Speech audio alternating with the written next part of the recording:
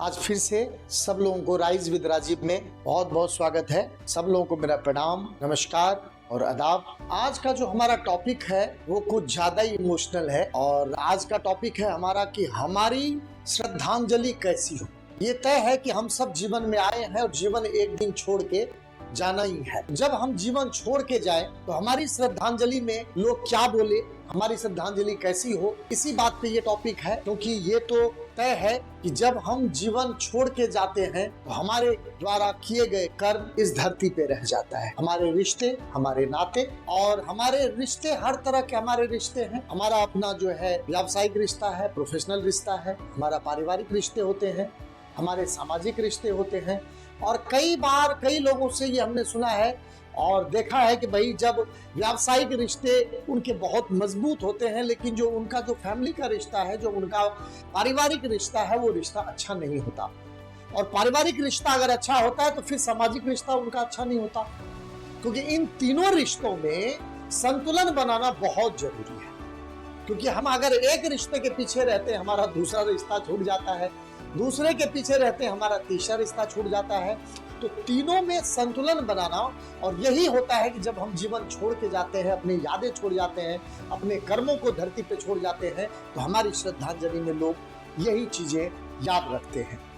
एक बार एक आदमी बड़ा परेशान इन चीजों को लेके कि भाई तीनों में संतुलन कैसे बनाएं, तो वो जाके एक महात्मा से मिलते हैं और महात्मा से कहते हैं, महात्मा जी जब मैं अपने व्यावसायिक रिश्तों में डूब जाता हूँ तो मेरे घर के रिश्ते टूट जाते हैं, और जब मैं घर के रिश्तों में ज्यादा उलझ जाता हूँ तो मेरे जो सामाजिक रिश्ते हैं वो नहीं बन पाते हैं। तो आपसे मैं आज राय मांगने आया हूँ कि इनमें संतुलन कैसे बनाई जाए। महात्मा जी ने बहुत अच्छा जवाब दिया।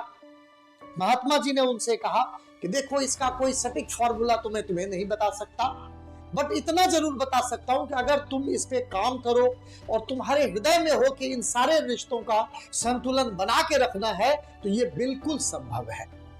बाकी महात्मा जी ने एक बर्तन लिया, लोटे जैसा बर्तन था, और उस बर्तन में महात्मा जी ने थोड़े कंकड़ भर दिए, कंकड़ पत्थर भर दिए, लोटा पूरा कंकड़ पत्थर से भर गया। फिर महात्मा जी ने उस व्यक्ति से पूछा, तुम बताओ ये लोटा पूरी तरह बर्तन भर चुका है, क्या अब इसमें कुछ और चीजें हम डाल सकते हैं? उस शख्स ने कहा कि नहीं महात्मा जी, ये लोटा तो पूरा भर गया, अब इसमें तो कुछ आ ही नहीं सकता।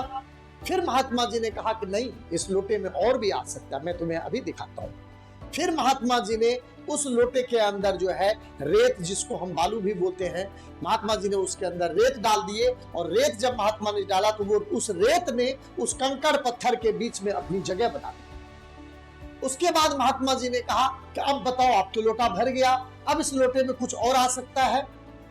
तो वो शख्स हंसते हुए महात्मा जी से कहा कि चलिए महात्मा जी, आपने रेत तो डाल दिया, अब इसमें कुछ आ ही नहीं सकता कि लोटा तो बहुत बुरी तरह भर चुका है।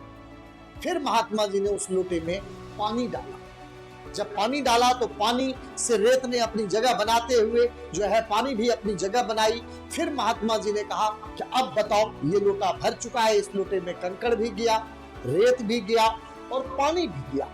लेकिन ये समझने की बात है कि भाई हम किस तरह से किस चीज को पहले डालें, कितना डालें। ठीक हमारे रिश्ते में भी वो चीज है कि हमें किस तरह से अपने तीनों रिश्तों को मजबूत रखना है, ये हम पे निर्भर करता है। महात्मा जी ने बहुत अच्छी लाइन उनसे कहा कि ये तुम पे निर्भर करता है कि इन रिश्तों को तुम किस तरह से संतुलन बना के रखते हो। यही रिश्ता हमारा होता है जब हमारे दुनिया छोड़ने के बाद हमारी श्रद्धांजलि में हमारे लिए बहुत काम आता है। सब लोगों किसी के साथ ढेर सारी शुभकामनाएं। और वीडियो अच्छा लगा हो तो बिल्कुल भी लाइक करना या वीडियो को सब्सक्राइब करना बिल्कुल भी ना भूलें। मेरी बहुत बहुत शुभकामनाएं। Wish you all the best. Thank you very much. Thank you.